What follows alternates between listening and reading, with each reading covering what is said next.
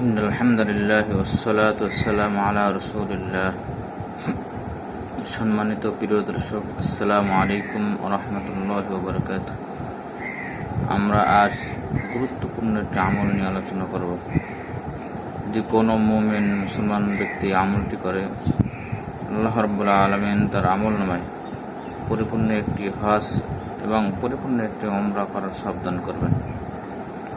আমলটি হলো, যদি কোনো ব্যক্তি ফজরের নামাজ জামাতের সহিত আদায় করে স্বস্থানে বসে জিকির আজকার করতে থাকে, এরপর সূর্য উদিত হওয়ার পরে 2 রাকাত ইশরাকের নামাজ আদায় করে, তাহলে আল্লাহ রাব্বুল আলামিন এই 2 রাকাত ইশরাকের নামাজের বিনিময়ে আল্লাহ রাব্বুল আলামিন তাকে একটি পরিপূর্ণ হজ একটি পরিপূর্ণ উমরার সাবধান করবেন।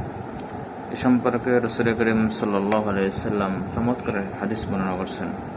হাদিসটি ইমাম তিরমিজি রাহমাতুল্লাহ আলাইহি তার সুনানে তিরমিজির ভিতরে বর্ণনা করেছেন। হাদিস নাম হলো 586 নম্বর হাদিস। হাদিসটা আনাস রাদিয়াল্লাহু তাআলা থেকে বর্ণনা করা হয়। আনাস রাদিয়াল্লাহু তাআলা বলেন যে রাসূল করিম সাল্লাল্লাহু আলাইহি ওয়াসাল্লাম বলেছেন, মান সাল্লাল গাদাতা ফি জামাআতিন সুম্মা ইয়াযকুরুল্লাহ হাত্তা তাতলু আশ-শামস।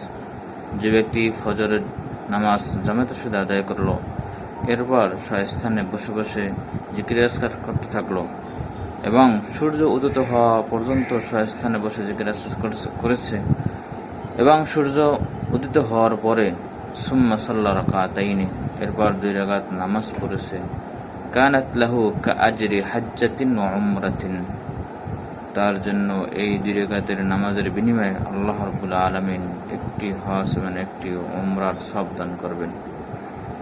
রাসূল করিম বলেন, বর্ণনাকারী আনাস রাদিয়াল্লাহু তাআলা আরো বলেন যে রাসূল করিম সাল্লাল্লাহু আলাইহি ওয়াসাল্লাম বলেছেন, তামাতান তামাতান তামাতান, 3 বার বলেছেন, পরিপূর্ণ পরিপূর্ণ পরিপূর্ণ হজ এবং উমরার সাবধান করা হবে। এজন্য আমরা সকলেই চেষ্টা করব ফজরের নামাজের পরে সূর্য উদিত হওয়ার আগ পর্যন্ত স্বস্থানে বসে জিকির আজকার করতে থাকবো। এরপর যখন সূর্য উদিত হয়ে যাবে, তখন আমরা 2 রাকাত নামাজ পড়ে নেব। আল্লাহ রাব্বুল আলামিন আমাদের সকলকে এই আমলটি করার